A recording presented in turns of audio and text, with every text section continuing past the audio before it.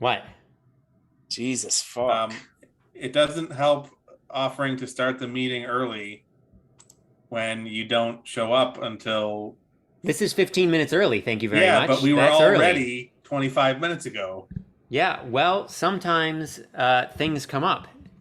Oh, we know what was up. Uh-huh. Oh, amazing. Jesus Christ. Well, whatever, Ethan, you can't ruin our mood because Matt and I are super juiced up for this podcast. And you want to know why? I do want to know why. Because it is episode 10 of Two Jocks in a Schlub. Cool. You just gave me like chills. I was like, what did I miss? What did I miss? Holy shit, what did I miss? But yes, 10. We are double digits. Yeah, wow. We're really doing it. That's the threshold. Like once you get to double digits, then you're off. Then you're going to make it.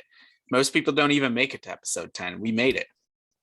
Well, what do we need? Well, isn't the whole thing now 88 episodes in a movie, right? That's yeah. Ethan, that's a Community joke. You'll get it later. It's 6 seasons in a movie. Oh, okay. Yeah. Okay. I already finished like Community. Okay. I was trying to be condescending there, and you could have totally just slammed me, but instead you just corrected me instead. But yeah, well, that's what I do.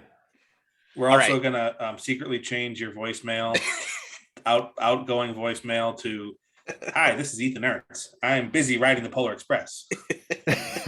I'll call you back later when I'm back from the North Pole." Okay, so maybe you should explain that joke so that people aren't like, why the fuck did he just mention Polar Express? Well, just watch the YouTube video of Ethan on the podcast and then go Google Polar Express. What is the hot chocolate scene or whatever? Yeah, we'll do it for the people. Yeah, we'll put it on social media. We'll put the link in there. Oh, okay, all right. Yeah, it's like everyone a hot chocolate thing. Yeah. It really is wonderful. Who was the first one? Was it Toddy? Shout out to Jay Landry. Yeah, Jay Landry. It was Jay. Yeah. Fucking Jay was the first one to ever call that out. And I remember the first time I saw that, I was like, oh my God, that's perfect. That's amazing. Let's even I had seen it before. I had seen that clip, but totally just did not make the association. And then it's like, shit, Jay, you got that. He nailed it. Yeah, it's amazing. Matt and I were saying, like, it's amazing for somebody to look that much like you, but to sound like you as well. Like, it's too good. Yeah, it really is. It's incredible. All right, boys. What do we got on the docket? We have a lot to get to. First, want to do a little housekeeping. I want to say, peep the Jers, 2-0, top 10 team in the country. We got Auburn coming to Penn State this weekend. We also have rumors circulating that James Franklin is going to bolt for USC, which has me a little bit nervous, but we'll talk about that some other time. I don't want to get into that today. And I am, if you notice on camera, if you're watching on YouTube, drinking out of a glass. Cheers, that fucking aroma. Yep, from Cheers in Boston, Massachusetts, as the folks up there like to say. I am drinking a peanut butter shake from Westbrook Brewing Company. This was a Toddy gift to me, so shout out to Toddy, my wonderful wife. Thank you so much. It's delicious. Do we have any Protagonist copy? We gotta help those guys out, right? Oh yeah, we haven't had any in a while. Yeah, I'll get it next week. I forgot. I actually still need to buy. I want to get like some merch from them or something. Mm-hmm. Yeah, I need to add to my hat or my shirt collection. Yeah, exactly. And I was thinking about today, actually, before Ethan had texted to go a little bit early, even though we didn't actually start too early. But I was thinking about how we definitely need to do something at Protagonist, like after college football season, when they're not jammed up with the Ohio State games. Although if Ohio State keeps losing, maybe people aren't going to show up to the bar, and we'll get a couple extra Saturdays in. Jammed up with Ohio State games? They're an Ohio State bar. The guys are from Cincinnati. Oh. Read the bio of our sponsors, damn it. Seriously. I think I did, and I just don't remember. I just don't remember that. So speaking of milkshakes, Colin, tomorrow night, Ethan and I are going to be enjoying some delicious milkshakes. Going to Shake Shack? Oh, no, milkshake beer. I've got some set aside already. It's called Blazed Orange from Hot Butcher of the World, the gypsy brewer up in Chicago. If you want, I'll explain that now. There's no actual location. They just kind of brew wherever they want at breweries in Chicago, but they make a really good beer. Well, they make a lot of really good beers, but this one's IPA with orange and vanilla in it. It's like a damn creamsicle. It's so good. We're gonna have that. Ethan knows for sure that I love creamsicles because I used to steal them from his Oh, Yeah. sorry. I used to steal them from your freezer downstairs all the time. But Yeah, that's if you didn't know that already. So she probably did. She probably like kept count of like everything, knowing her. That sounds amazing. Ethan, are you going to show up late for your date with Matt tomorrow? I hope not. So we're going to Camden Yards. Now the problem is that traffic from Northern Virginia or DC to Baltimore is pretty much always shitty, but I'm going to leave early enough. I'm going to leave here like just after 2:30. So even if traffic is really bad, I should get there by like 4. Yeah. So that's still an hour before the game starts. Yeah. Plenty of time for us the game's to at 5? Game's at 5. Because the concert is afterwards. The Ava Brothers concert. Yeah. Yeah. So there's plenty of time to get downtown. I'll get the parking spot all reserved already, and we can have some garage beers again. Exactly. That'll be fun. Yeah, that's what we did last time. It was cool. Had some garage beers in New York City with my brother and sister-in-law a couple weeks ago. It was great. I like that practice now. Usurp inflated stadium pricing and have a tasty beer in the confines of your own car. Yeah, it's nice. Now, I want to. So we did prop bets when we went and saw the Yankees and the Mets back in 2018. Now we don't need to do one now because it's not all 3 of us together. But what I'm wondering is, so me and Matt are going to the game together tomorrow. Now, when we went to the game earlier in the season, this was obviously before the trade deadline. So Matt's favorite, Joey Gallo, was not on the team yet. So I'm wondering, is there some sort of wager that we should make or something about how many times Gallo's going to strike out tomorrow and how mad Matt's going to be about it? You know what I mean? Is he going to strike out 4 times, over 4 with 4 strikeouts? Absolutely within the realm of possibility. How about could he hit 2 homers and walk 2 times? Maybe. How about if Gallo doesn't strike out tomorrow, Matt buys us tickets to the World Series when the Yankees make it? That's a steep bet right there. That's an expensive bet. How about but this? what are the chances realistically? How about this? If he doesn't strike out tomorrow, I will go 50% on World Series tickets. That's still pretty fucking bold, dude. That's all right. I'll pull it out of my bonus money or something. Oh Jesus! I mean, Matt's chances got to be pretty good. It's got to be like getting struck by lightning. I feel pretty confident in that bet, guys. Well, I was gonna say we can probably look this up. We don't need to do it right now, but I'm sure that we can look it up and see how many games there are this season that Gallo has not had a strikeout. Yeah.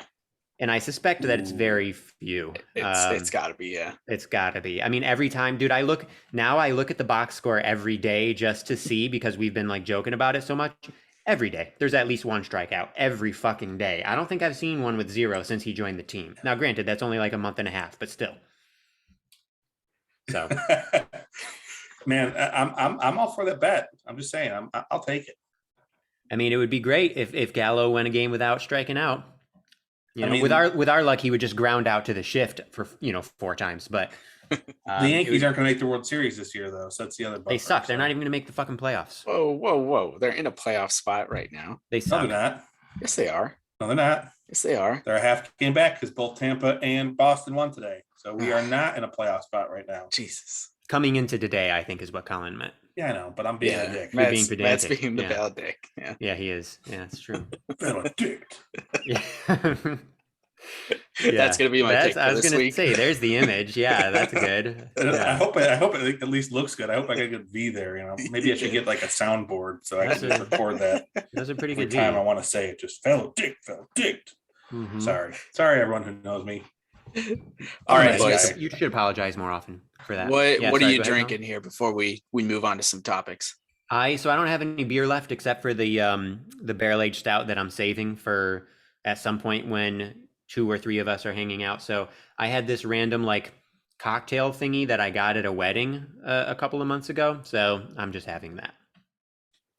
And I've got a Holy Mountain King's Head, a double oatmeal brown ale aged in bourbon barrels, 2018 vintage. I have to say, gentlemen, it's pretty tasty. Yeah, would you give it on Untapped, or what are you going to give it? 4 1/4. Okay, that's solid. I think I gave mine 4 1/4 today, or 4.50, something like that. Yeah, very nice.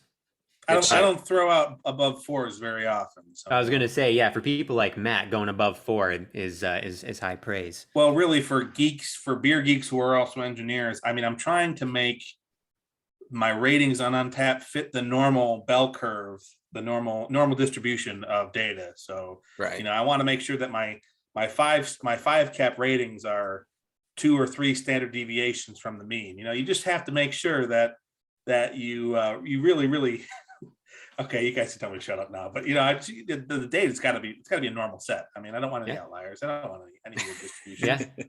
Dude, fucking go for it. We're not going to tell you to shut up. Talk about data sets as much as you want. No, that's work stuff. I can leave that there. Yeah. I think it's interesting. I like it. Isn't that like the Futurama joke you were talking about, like normal distribution or something? There was something with distribution, I thought. Some sort of math joke that was like specific. There's plenty of math sounded like jokes in that. there. Yeah, Futurama there was one we by talked like about. 7 PhD mathematicians. So yeah. All right, what lots do we of got? physics jokes in there too. But anyway, yeah.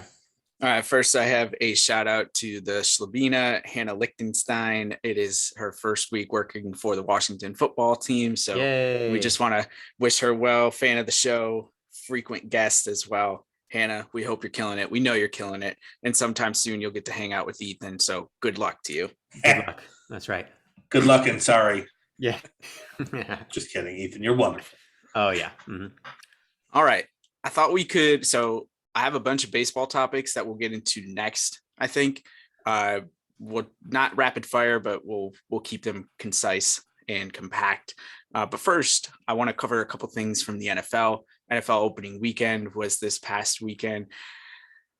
Matt and I guess Ethan as an extension, we all had terrible weeks for our team. The Giants and the Packers laid huge, awful games. It was terrible. I had a great fantasy week. So that was something nice from the NFL. But Saquon, I think, had the same amount of yards as his jersey number, which is not a lot, 26. Oof. And definitely looks like he's still running off the rust of his ACL surgery. And Aaron Rodgers looked like he wanted to be anywhere but the Green Bay Packers quarterback. At least bring back the weird porn stash, Aaron. Like, he just looks like he's Lieutenant Dan right now, coming back from Vietnam and just like doesn't give a shit. Like, now, I mean, I know he's Joe Cool anyway, and he's Mr. Conundrum, or what? Not conundrum. What, I don't know. Can't remember the word I'm thinking of, but he's kind of confusing as it is. So maybe he, pulls something out of his ass and they get things together. But Enigma. There we go. That's a good one. But I mean, it's only 1 week. Let's not overreact. But there was a pretty good article out there today, and I can't remember where I read it, but it was like they found Aaron Rodgers' kryptonite, and they did a statistical analysis. If you play 2 deep safeties against him, which like the Bears, the Saints, and the Bucks do, he's average. Like, he's still like a quarterback rating of like 100, but he's average compared to if you play a single deep coverage, so either 1 deep or a cover 3 or any sort of kind of derivation of that. He destroys you. He absolutely destroys you. So they're talking that maybe that's the thing. Maybe that's his kryptonite, and hopefully other people don't catch on there. But I mean, it also could just be because he's old. Yeah, but Tom Brady's old. Yeah, well, Tom Brady is the exception to the rule. Yeah, Peyton but Aaron Manning Rodgers is broke down. the reigning MVP. Drew Brees broke down. It doesn't matter. Eventually, Father MVP. Time catches up with you. He's modeling his diet and workout regimen like Tom. He wants to be around forever. God. He's going to play another 4 years. Yeah, well, it won't be with the Packers, and I hope it's not with the Giants either. Don't say that. As an NFL owner, I'm going to do nothing because I own a piece of paper and that's it. Anyway, I'm sad now. So yeah, well, while you guys are enjoying the Yankee game and the concert tomorrow, I'll be watching the Giants take on Hannah's Washington football team and probably losing to a backup quarterback for Washington. But is it? Are they already doing Thursday night football? I thought they waited a couple weeks. No, they did. The Bucks and the Cowgirls were the first. Oh yeah, but I thought that was just for kickoff week. Oh right. Yeah, no, they get right into it now. Oh man, are they doing 17 game season now? Mm-hmm. Yeah, they did start that. There's only 3 preseason games this year, so okay. Money, baby. 4? Yeah. 4 preseason, 16 weeks, playoffs. Right. Okay. Interesting. Mm-hmm. Yeah. So on the fun side, though, of the NFL, I want to know what you guys think about this, and maybe we could talk about how Major League Baseball could replicate something like this.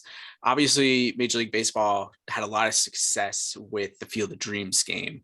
And I think from another sports standpoint, it's hard for them to replicate because there isn't really a movie like Field of Dreams for, maybe Space Jam. Like, trying to replicate some type of moron mountain or something like that, but it's not real, whereas like Field of Dreams was a cornfield in Iowa. That was something that was easy to replicate.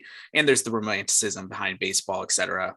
But the NFL, starting on, I think tonight, actually, we already missed it because we're recording after. Wednesdays at 7 p.m. on Nickelodeon, they are airing NFL Slime Time with CBS's Nate Burleson, Nickelodeon star young Dylan, and the daughter of Adam Schefter, Dylan. And I just started thinking about the kids cast during the Little League World Series. I was listening to that when they did the Sunday night game because I hate listening to Feskerson and A-Rod. I mean, those kids, Monet Davis, all of them were way better than those two clowns.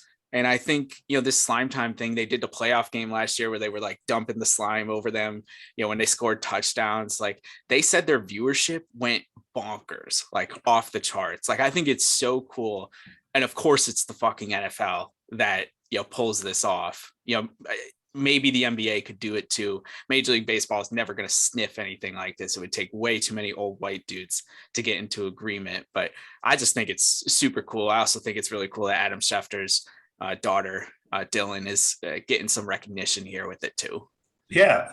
Do you want me to have the fun answer, or do you want me to have the boring answer?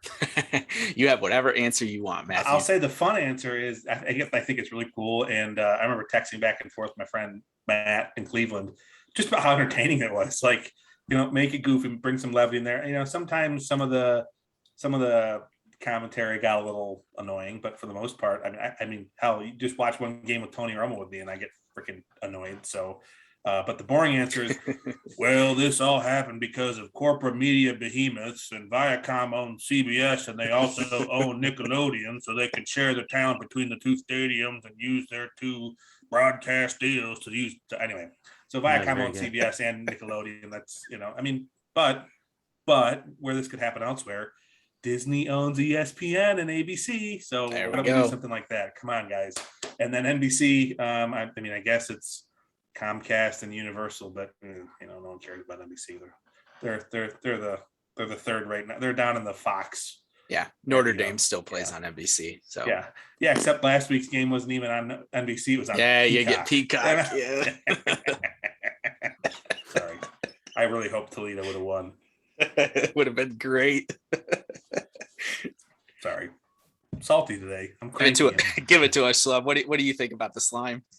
I think Matt's corporate answer is right on, and I think that the NFL, out of all the major sports, has by far the worst image, and so they're trying to work on that. As far as I'm concerned, I think it's cool. Don't get me wrong. Like, they're having fun, they're being goofy, and that's great. I don't think that Roger Goodell and the owners, I don't think that they have. I don't think they're doing anything out of the goodness of their heart. You don't think that this is aimed toward getting younger viewers interested in the game of football? I think maybe it is, but I'm just saying, they aren't making a decision like this out of the principle of let's involve young people in sports. Yeah. They're thinking it's a desperation. Money, we dollar need to make sure we preserve popularity for the league, and yeah. But you're the league leader in popularity right now. You don't want to give that up. That's why I'm saying it's so dumb that Major League Baseball probably wouldn't even ever consider anything like this. They are dying for younger viewers. Yeah. And this is like a slam dunk easy thing to do. And I can never see it happening. Yeah. Also, I don't know what it would take. This is a separate thing, and we don't need to go down this road, but just this idea of the NFL having lots, going after younger viewers and MLB really lacking them. One thing that has always seemed like a really easy fix to me is to make the games earlier. 7 p.m. games, let alone 8 p.m. games, they're a fucking pain in the ass for adults and for kids. They go on forever. They're late. People are tired by that point. They want to eat their dinner and chill and whatever. They don't want to sit in front of the TV until 11 o'clock with a slow ass baseball game. So in addition to the pacing stuff that we talked about a few weeks ago, make the games fucking earlier. That's not going to be a silver bullet or anything by any means, but I feel like you got to at least you got to remove obstacles. Like it's almost like MLB is just allowing very obvious obstacles to be there. At least remove the fucking obstacles if you're not going to like actively try other stuff. Yeah. But Now, Yeah, I but will when do say you start with, the games? Like what five, time? 6. I mean, But they people are were just getting out experimenting of with work. 6 and 6:30 start times in Cleveland and in New York and a couple other cities the past couple of years. So they are looking at it, but I think it's like a half measure, right? I mean, Yeah. that's 6:30 is pretty much 7. Yeah. Especially when the first inning takes a half hour. Right. And Kyle, you're right. I mean, that's cutting it super close to like when people get out of work. So there's not a great solution here. But I mean, yeah, they've got to try something if they want young fans. They got to make some sort of effort. Now, the one thing I'll bring up is be wary of too much of a good thing, though. And I think it was a Deadspin article, so you can poo-poo that. But I mean, do you remember where they had the last, Miracle on Ice game or whatever the hell they call it, NHL Classic was in like the Cotton Bowl. I think I may have talked about this in a previous episode. Yeah, this Sorry, sounds familiar. listeners. Like no one cared about it anymore because they did it so damn much that it became not special anymore. So I think the White Sox and who is it going to be next year? White Sox or Cubs and someone else for the Cubs Field of Dreams game next year. That'll be fun. That'll be good. Cubs and Cards, Cubs and Reds. I think it's Cubs and Reds. Yeah. Like that's a good move, but don't overdo it. Don't overkill it. Same with the NFL. Yeah, that's fair. Don't make slime time every freaking touchdown, but yeah. I mean, that's baseball's problem in general, right? Is that there's too much of it. There's 162 games. Football doesn't have to worry about this. They play on weekends, so the majority of people don't work on weekends, and they can start games, all throughout the day and have people show up, have people watch it on TV, go to bars, tailgate, have fun. But when you're playing every single day and people have, regular lives, school, work, and the such, it makes it really, it's the same problem. There's just too much baseball, and that's why it makes it harder, I think, to be able to maybe change some of these things as much as we would love to see it. Yeah, that's fair. Yeah. All right. I'm going to go through a bunch of baseball topics here, and we don't need to do rapid fire, but we have a lot, and I want to make sure we could get through as much as we can. So let's try to stay concise with our words. Well, everybody knows that being concise is basically my greatest strength. So I'm sure this is going to go really well. All right. Before I give you the first one, somebody give me a Yankee score update because I got to know what it is before I say it. Oh, man. Last I saw it was 2-0, but that was like 10 minutes ago. So yeah, it's 2-0 in the bottom of the 5th. Hey, hot dang. Nasty Nestor still only giving up 2 hits. Okay. Well, my hot take then is that the Baltimore Orioles should be relegated to a different league, like in soccer over in Europe. Did you guys see the Toronto series over the weekend? I wrote down the stat. In 4 innings, they scored 27 runs. The Yankees' run differential, like at that point in the season, was plus 34 or something like that. And the Blue Jays scored 27 runs in 4 innings against the Orioles. The Orioles, what do they have? 48 wins or something like that. Yep. I mean, they are beyond tanking right now. It is just so disgraceful. And this isn't like the Orioles do this all the time. Like they're worse than the Rays because they've been around for fucking ever. Like they had that year with Cal Ripken Sr. when he was the manager that they started like 0-33 or whatever. Like the Orioles, for whatever reason, it's not like they're this small market. They continue to put out shit teams. Like, and they have an actual fan base. Yeah. Put them in AAA and bring up some hotshot AAA program. I bet you they could, at least give more effort than the fucking Orioles do on a day-to-day basis. Yeah, but that's the problem is the AAA teams are just extension of all the majors teams. What are you going to do? Like any AAA team is just going to be flopped with the majors team that it represents. Like, well, ask all Yankee fans, and all their minor leaguers are better than their major leaguers. So, Ooh. Yeah. Ooh. The Diamondbacks are almost as bad. Yeah, and but the Diamondbacks aren't like always really bad. Yeah, the Orioles. They were just in the race like a year or two ago. Yeah, the Orioles have been really horrible for most of our lives. I do want to say though, they have 46 wins right now. They're 46 and 98, which obviously is really bad. But It wasn't that long ago. I think this was in the early 2000s or the mid aughts, 2003, 2006, something, where the Detroit Tigers went like 43 and 119 for an Yep. entire season. I think it was So 2003. 2003. So Yeah. it could be worse. The Orioles already have 3 more games than that team did it in the entire season. So, but yeah, no, they're garbage and they've been shitty for so long. They do have that one guy who's like the top prospect or one of the top prospects in the game, that catcher, I think, Adley Rutschman or something, right? Yeah. Something like that. Sounds right. Yep. Yeah, but like, yeah, it's kind of depressing to see that. Like, we were talking about the Rays on one of these recent episodes about how amazing they've been for like a decade at this point or more, of just being like really consistently not just competitive, but like really fucking good a lot of times with no fan base, with a notoriously shitty stadium and spending so little money. The Orioles, on the other hand, are this amazing franchise with an amazing, long, decorated history, so many wonderful players, a beautiful ballpark. They do Amazing spend some ballpark. money. Yeah, like a fan base. They don't have a fucking excuse. It's pretty sad to watch. Okay, but I will throw this out there. When's the last time they made the playoffs, guys? It was recent. Yeah, they had like one randomly good year. No, they made it in 2016. They made it in they had a 2014. Yeah. They made it in 2012. Yep. When Adam Jones was in his prime, leading the way, they were good for a minute. And then 96, 97. How many wins? How many wins did they have in like 12, 14, 16? 12, they were the wild card. Yeah, so 12 they were 93 wins. 14 they were 96 wins. 16 they were 89 wins. All right, that's actually better than I expected. I figured maybe they squeaked in on the wild card with like 87 wins or something. Yeah, but what did you just read off, Matt? 5 playoff appearances in since 30 seasons, and since 1996. Yeah, but I don't think they made the playoffs anytime before that. Not since they won the World Series in the 80s. 83. Yeah. I mean, like Ethan said, it's disgraceful. For a franchise like that, you should want more playoff appearances, I feel like, in like a 30 or whatever, however many year span.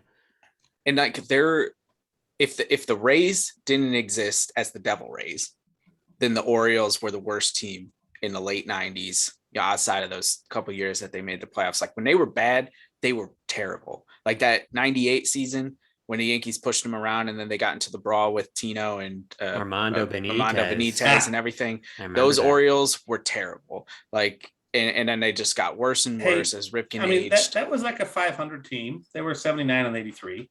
Ugh, I just can't stand them. Now, if you go back to 2018, their winning percentage is 290. So since 2018. In 2018, they were 47 and 115. Oh, so they were chasing the Tigers that year. Yeah, they were going for it. Jesus, and this is my point. This is what I'm saying. Like the Tigers had that historical season, but they at least started to build up, and then they had that really incredible run with Miggy and all those great players. I don't see how the Orioles ever pull off anything like that. First off, in the AL East, but second, like how can you be that bad year over year? How can you be known as like the last organization to embrace any type of analytics? Obviously, we all agree here that like if you take analytics too far, that it hurts you, like it's hurt the Yankees. But like people who, I mean, Buck Showalter still walks around the Yes Network and walks around Yankee Land like this revered legend, when he was like the key person saying no to analytics and drove the Orioles organization. After he helped build it up, he drove it down into the ground. This was several years ago, right? Like if the Orioles had embraced analytics at that point, they would probably be in much better shape. Yeah. They wouldn't have signed Chris Davis. Oh, yeah. Yep. Jesus Christ. Yeah, for real. Yeah. No, that's a really good point. Yep. To everyone out there who doesn't get that joke, Chris Davis he just retired. He still has like 4 years left on his contract. The Orioles owe him something ridiculous. Like he signed one of the most lucrative baseball contracts ever, and then proceeded to essentially, I mean, probably, Ethan could have done better with a bat at the plate. Oh yeah. I could have. He had like at one point the longest streak in the history of the majors of like not getting a hit. For a professional. That's not a streak you want to set. So no. Yeah, he had like 2 really good years where he hit a lot of homers, but other than that, he was like below replacement level, like fucking garbage. But Yep. Anyways, it would be great for baseball. Like I feel bad shitting on the Orioles so much. It would be great if they were good, if they were competitive. Like being this like this franchise with such history and everything in the AL East. Like if you had the Yankees, the Sox, and the Orioles like consistently good, let alone the Jays and the Rays. I mean, the Rays I figure we can count on. The Jays would be awesome too. But like it would be good for baseball. Like that competition would be really cool. And it would be cool to see like Baltimore's fan base get energized. You Yeah. know.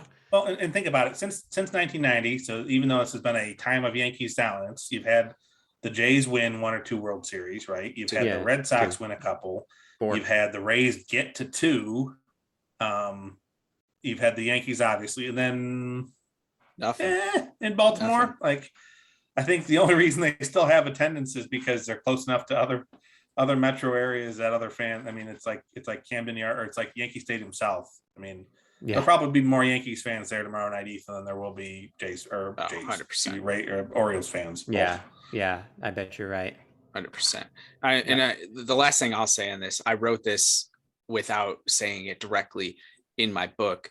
The AL East and probably the NL East, although definitely more of the AL East, because I guess you could say what you want to say about Miami and Atlanta, but there is no reason that these teams shouldn't be spending a lot of money, shouldn't be competitive. Like those 5 teams in the AL East every single season should be some of the best teams in baseball. And we just haven't ever seen it in our lifetime.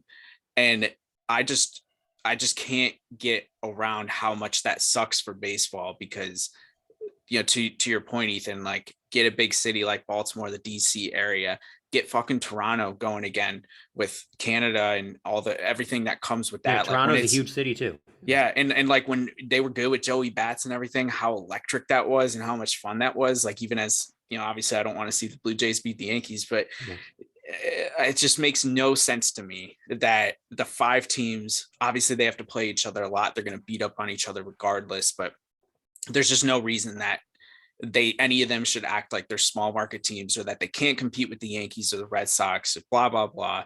Yeah, it's nonsense. Maybe Tampa again, those Florida teams, it's kind of fickle down there in Florida, but yeah, still Tampa makes way more money, as I've said before, than they will ever let on. And they pocket way, way, way too much money that they could be spending on players. Yeah. Well, hey, I think we did a really good job being concise on that one. Yeah, I actually almost made that same joke. Next topic. Moving right along. All right. This one, Matt, I want you to start with this because you are the Cleveland guy, and your Cleveland baseball team was no hit for the 3rd time this season. How did I not see that? 3 times Holy in one shit. season. The Brewers. That's dubious. How? A dubious distinction. I mean, in their defense, don't they have Jose Ramirez? They've got Hamster, yeah. And they've never had a winning or a losing season under Tito. Just throwing that out there. They've been mediocre to mediocrely good for a while, but no losing seasons. That's cool. But yeah, I don't know. Are they having a losing season now without him? I think they're hovering right around 500. I think there's a chance they have a losing season, which is, I mean, that's another kind of sad story. I'll just go back to, sorry to all my Cleveland friends, but I mean, before the Red Sox, they had the record for consecutive sellouts to major leagues. And to see, I don't know if it was because the Browns left. I don't know what caused that, but since then, attendance has plummeted, and that's been kind of the management and the team ownership's excuse. They're not making the money, and they're not going to invest in the team. So you'll see the shot in the dark, occasional big signings. I think Encarnacion and Swisher are 2 of the ones I can remember. But what's a shame is you see people like Lindor saying, "I want to stay. I love it here. The fans are great, and I like the city." Even though it's a mistake on a lake. Like everyone, it's such a diehard but welcoming community. If you don't have the toxic media like you have in New York. You have fans that are just happy that you're winning, but they're not showing that happiness in the stands until playoffs come. So you see one of the lowest attendance numbers there. So you don't see the investment in the team that you'd hope. I mean, they're trying to emulate the Braves, and if you remember your Moneyball, the opening of the video there, I mean, Jonah Hill's character was hired from Cleveland, so they do have. I mean, they have some kind of breakthrough analytics teams. The Yankees pitching coach right now was hired from the Indians because they seem to like grow Cy Young award-winning pitchers in the Ohio corn. But I don't know. I mean, that's tough. That's tough to see that. It's tough to see them not perform. They are a better team than that. They are a better team than their 70 and 73 record. Damn, I wish that the city supported them more? Yeah. But also, did I love being able to randomly get $7 seats to a weeknight game? Yes. True. That was also nice. It was also a nice kind of outcome of their low attendance. It's not that they're not putting in the money to the stadium. Like 10 years ago, they invested a bunch of money in the stadium for a large upgrade.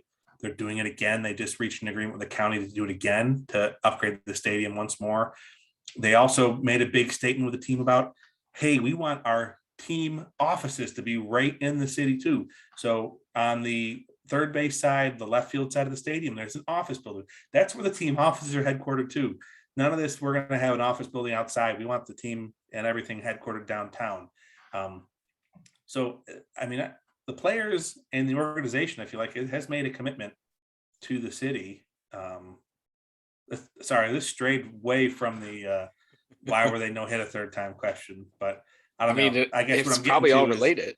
Is you'd like to see a little bit more investment in the players there. They do a good job of growing them from their system, but they're just not doing it quick enough to assemble a team like the Rays and make it all the way.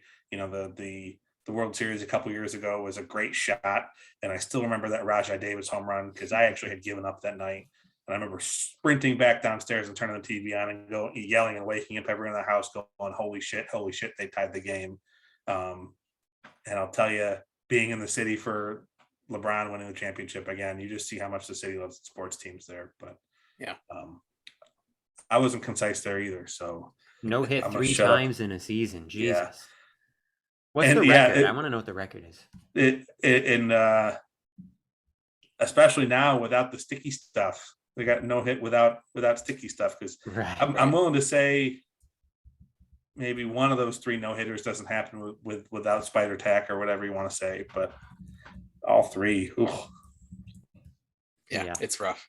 Now the Brewers do have a sick pitching staff this year. I will say that. It's true. I mean, they've got 3 really good frontline starters. They've got the third lowest runs allowed in the National League, behind only the Giants and the Dodgers.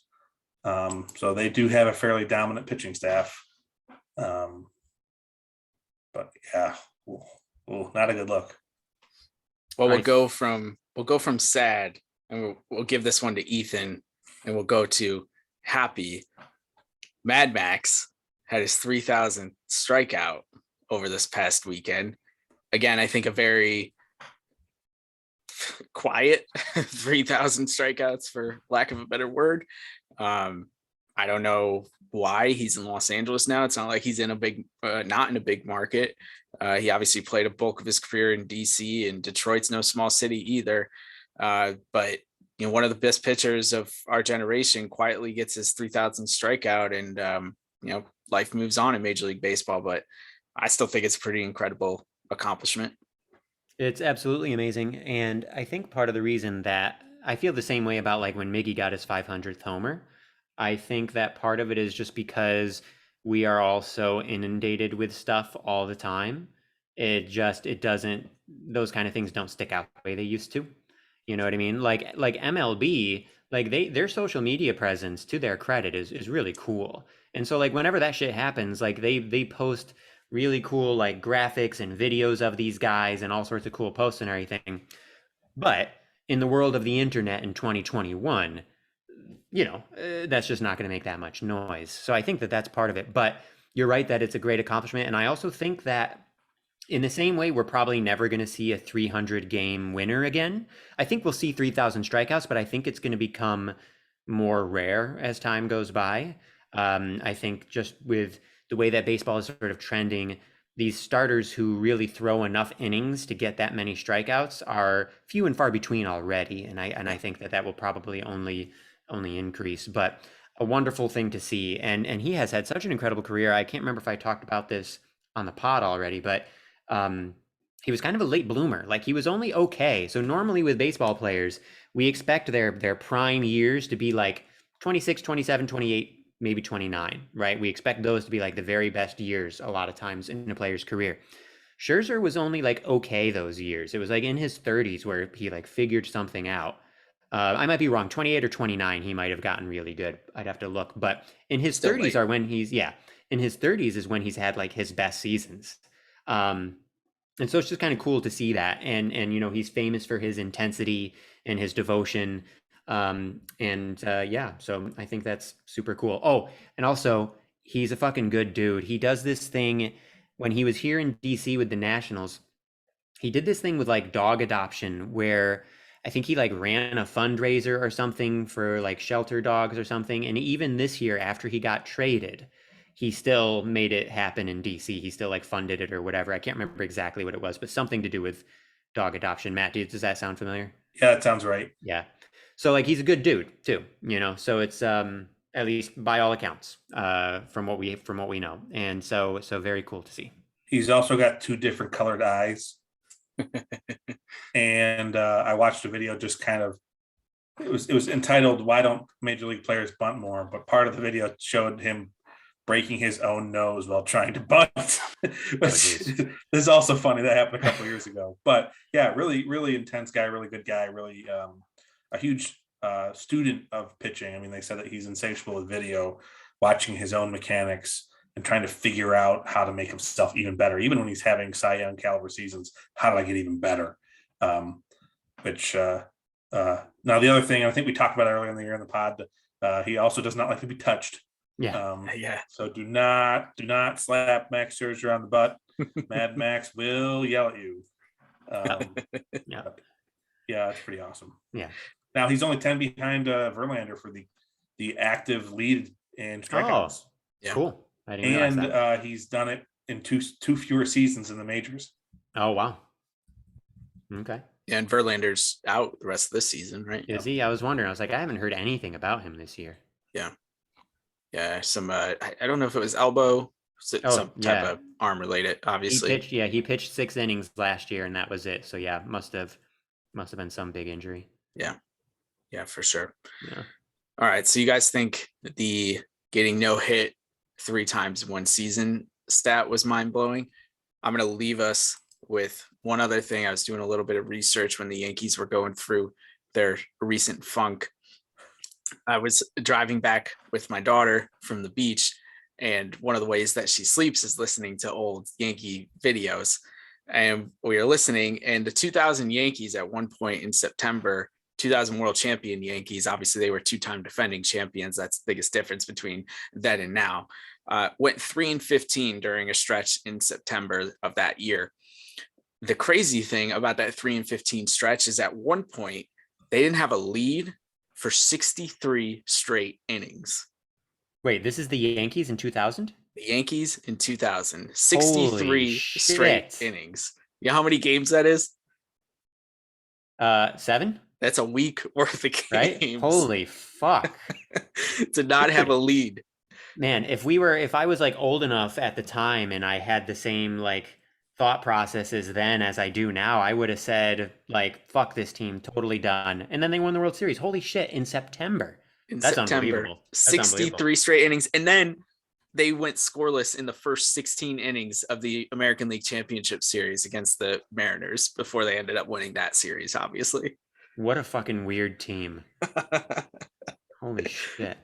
I mean, that I think is a very classic example, though, of baseball is a really good sport for stats and numbers like that, but it also really beautifully illustrates how quickly things can turn around, because you can look like dog shit and then all of a sudden just turn it on. And again, the biggest difference there is those Yankees were 2-time defending champions with a lot of really great Hall of Fame players on their team. This Yankee version, and any team that's going through a funk right now, you know, nobody's going to match what that specific Yankee team went through. But just to know that they were 2-time defending champions trying to get into October, go 3-15, go without a lead for 63 straight innings, then go without a lead for 16 innings in the playoffs against a team that ended up winning 116 regular season games the next season. Like, it's crazy to think about that.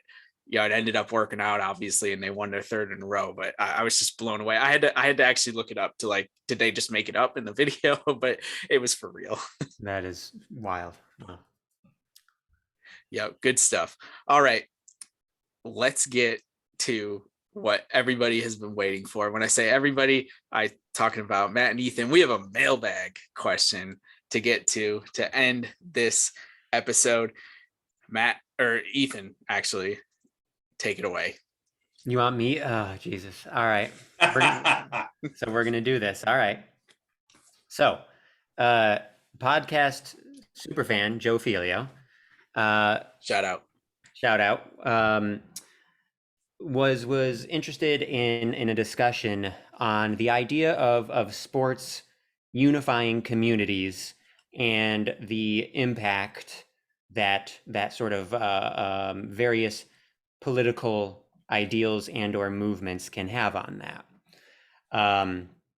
So this obviously is a sensitive subject, and I usually don't give a shit about sensitive subjects. Usually I just fucking plow right through it. But I'm going to try to be more diplomatic for once in my life. I really like the idea of, I know, right? Shocker. Thank you. I really like the idea of sports unifying communities. I think that's great, and I do think that is what regions should shoot for, right? And it's probably true to a certain extent. Yeah, I think it is true to a certain extent, but I do think right now things are so polarized, and I think what like Filio and other people, many people would say about this, right, is, that the politics that are kind of happening, the polarization that's happening really takes away from that.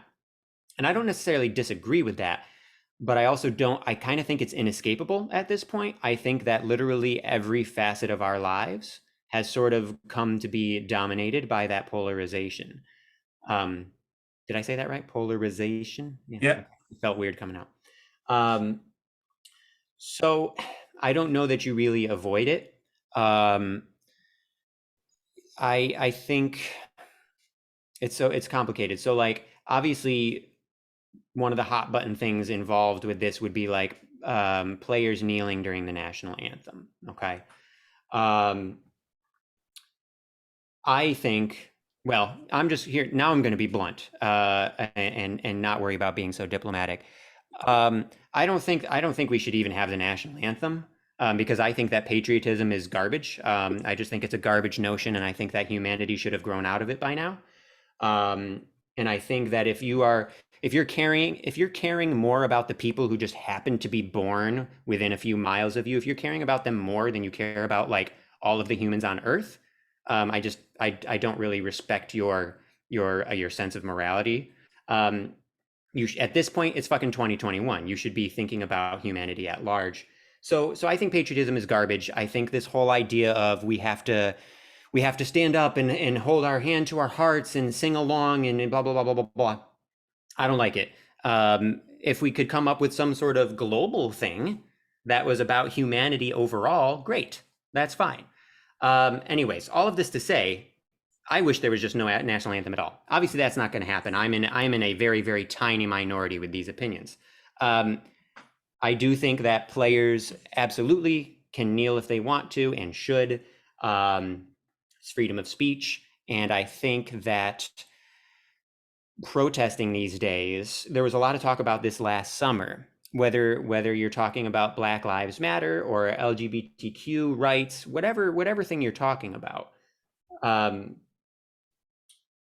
matter how you protest, the people who disagree with you are going to shit all over you and say, you shouldn't do that. You shouldn't say it that way. You shouldn't do it that way. So like basically one of the things we saw last year with like Black Lives Matter is no matter how people protested, the people who were against it were just like, that's so shitty. Don't do it. Like, shut the fuck up or whatever. Shut up and play. People are allowed to protest. It's free speech in this country. That is one good thing about this country. not worth patriotism, but there is free speech. Okay. And if you can't handle people just like silently protesting, that's a really big problem, I think. Um, so I don't know. It's a difficult issue. Like I said, I understand this idea of wanting sports to unify communities, and how these various protests and things, or just politics in general, athletes talking about politics, can be really divisive. I get that, and I understand that that can be really difficult for some people to swallow. I also think at this point in time, it's kind of cowardly to just pretend that you're just on the fence and to not stand for something, because I do think that we actually are in a very crucial time. And I think that if you aren't strongly standing for something, I find that to be a problem. So I guess all of this is to say, as long as the national anthem keeps getting played at games, and as long as politics are as polarizing as they are, you're going to have people protesting, and you're going to have athletes expressing their opinions on social media, in interviews, whatever. And the polarization is just going to continue. There's not going to be some sort of unity, which sucks. But I don't know. That's kind of how I see it. I know that was a much longer tangent than I meant to go on. No, no, I was enjoying that. Am I going to be the one that's a little more intense with this though? Like maybe. So, well, you had some good facts and figures. Yeah, but I'll also start with this. I do like the idea of sports unifying communities, but don't say that that's the only, like, you've got Dodgers and Giants fans beating each other into fucking comas in the parking lot. So like, don't say that that's unifying communities. You've got Ohio State and Michigan fans that are literally getting in fights and slashing people's tires, and entire states that won't use the letter M, which, by the way, Ohio State fans, that's dumb. Just whatever, it's M. Just, you're going to beat Michigan anyway because they stink. Just keep beating them anyway. But it's not unifying community. It's people feed on that rivalry. I love the Yankees Red Sox. I love seeing CC Sabathia get in the Tampa Bay Rays players' faces and throw at them and scream at them. I get excited about that competition, and I think that's part of sports. And again, if anything, it gives people kind of the rallying cry there to get amped up and excited for their team, because you're doing, you use all this rhetoric about athletes doing battle and we're gonna fight and win and prevail and so whatever. It unifies communities in the sense that it unifies everyone who agrees with you and in the same sense roots for your same team. So I don't know. It's just thinking that, oh, you sports, you unify everyone. Competition unifies everyone. That's it. That's what it is. But in terms of, I'm gonna disagree with Ethan and say I don't mind the national anthem being played at games. But let's dissect how we got to where we are now. Let's go back to 2007, 2008, when the Department of Defense was spending millions of dollars for paid patriotism. I mean, this wasn't a thing. Athletes on the field for the national anthem wasn't a thing when we were kids. It wasn't. The national anthem was played, then they brought the athletes out, then they did the starting lineups, and boom, the game goes. I still remember at Syracuse games, the Sparkly girls would do the national anthem with their sign language, and then they'd bring the players out because they'd run with the cards, and they'd introduce the opposing team, and you'd go, "Who's he? Bullshit, whatever, I don't care." You'd yell the stuff out because rah rah, go Syracuse, the other team sucks. So anyway, like, we put the players in this position. The whole Department of Defense, we want to make a show about patriotism, make a show about the national anthem, make a show about serving, honoring our armed forces. Those are all fine things, but if you're going to put if you're going to inject the players in that spot, they're going to use that platform to express themselves and express the things that affect them directly and affect their communities. So if you don't like it, then just leave them in the locker room for the national anthem. Boom, we're done. Problem fixed. Yeah. I find it pretty frustrating, and I feel like it's hypocritical of some of these people that criticize athletes for using their platform to protest, but then will also get up in arms about social media companies limiting their free speech. Like, you're doing the exact same thing. So just like social media companies have a right to limit what you say on their platforms, teams and team owners have a right to place restrictions on what their players do or say while they're on the job at work. perfect example. Jerry Jones did it in Dallas 2 years ago. He said, there will be no people kneeling on my team, period, done. It's a private company. They decide what you want to do.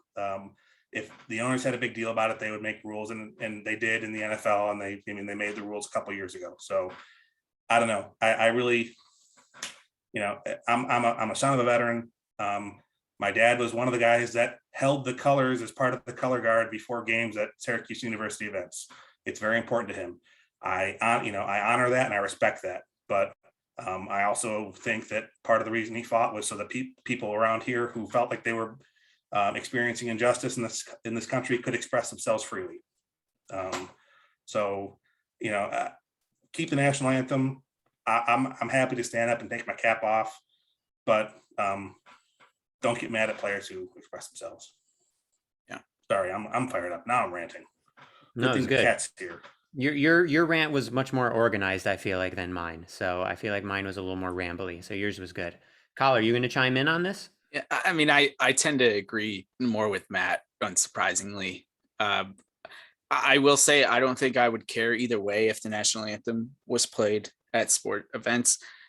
With that being said, I like it because I'm in the belief that, so Ethan, I understand, and I've known you forever, so I definitely understand your extreme hatred toward patriotism, but I just think there's something to be said about, when the national anthem plays, at least for me, it's kind of like, remembering where you came from, like all the sacrifice that has happened for this country to be, in the position that it is, and for us to have the privileges, as Americans, that we do. And so that's kind of, what I see it for, is just to take a moment and be thankful and grateful for the freedoms that we do have. Because I remind people all the time, if you don't think you're free, go to Russia and see how it is over there.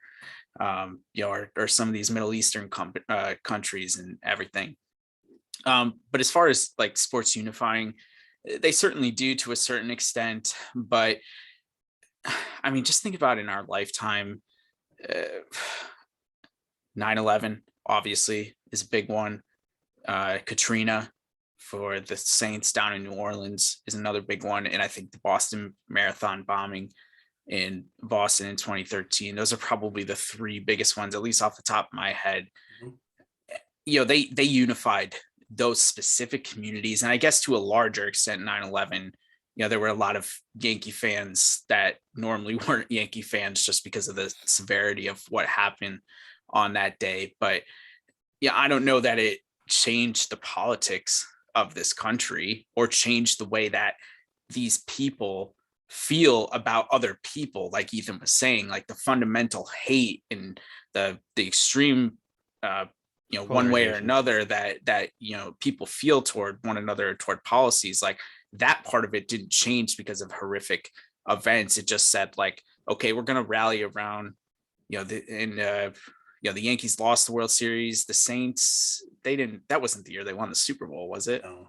Yeah. So it was a couple of years after, and the Red Sox did win the World Series that year of the marathon bombing, and not that that's like the end goal, but it'd be a cool story. If you were writing the story, that's how you would end it. But yeah, I don't know. It's tough. I mean, that's a good point. Those were very powerful events, and those were good unifying events. And I do think there's a lot of value and importance to that. And like you said, to remind us for at least a brief moment of what's more important.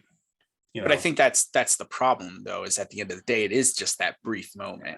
And like to what I had said about unifying, like it did unify those communities in those instances, but it did not unify the country, and it did not change even with the 9/11 in the Yankees thing.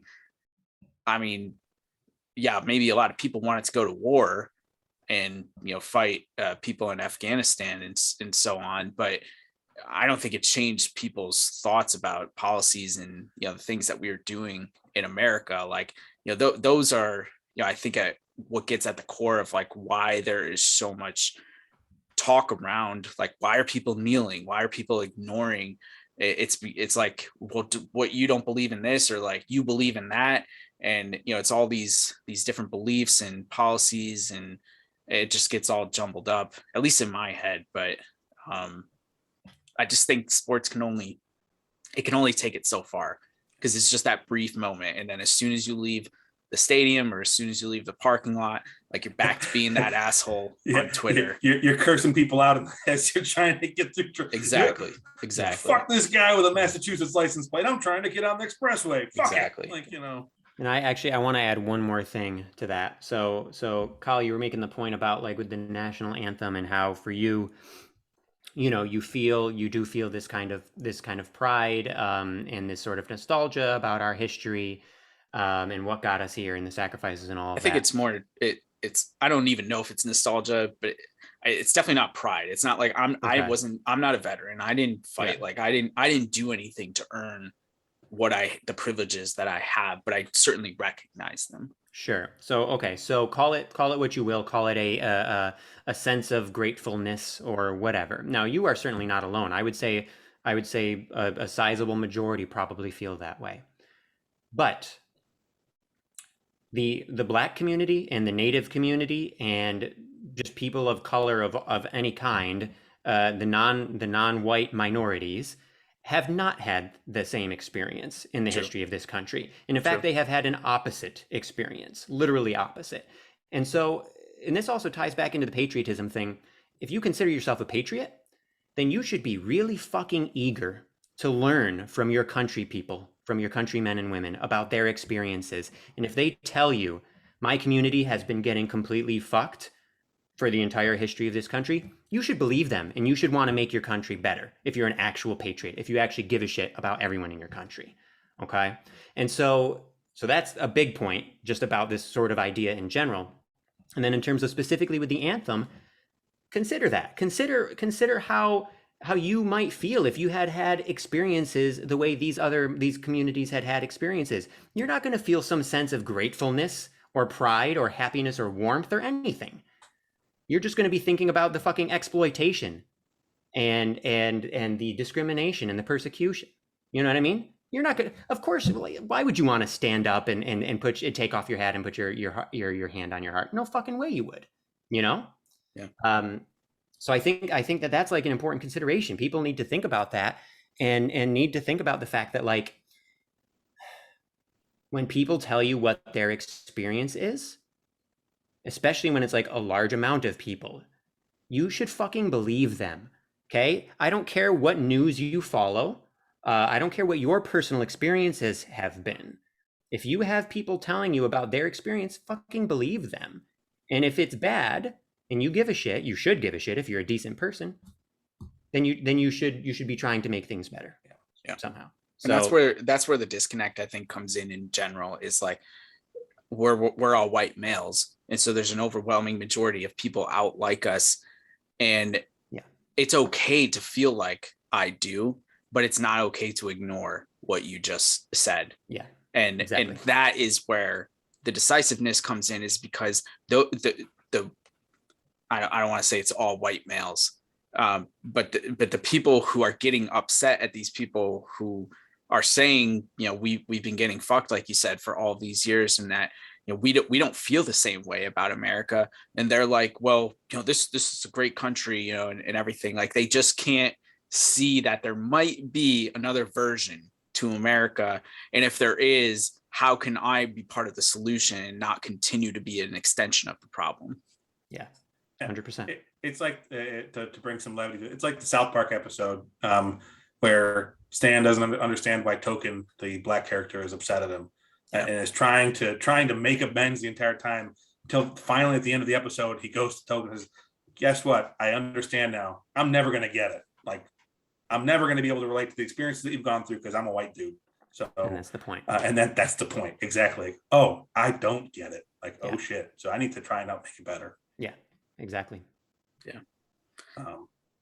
Well, we fucking did it. 10th episode, and we got heavy as shit. Super controversial. I'm sure it's going to have great results. Hey, to all our listeners, I love all of you and may disagree with your opinions, but not going to shy away from my own. All right. Say goodbye to the podcast. Bye.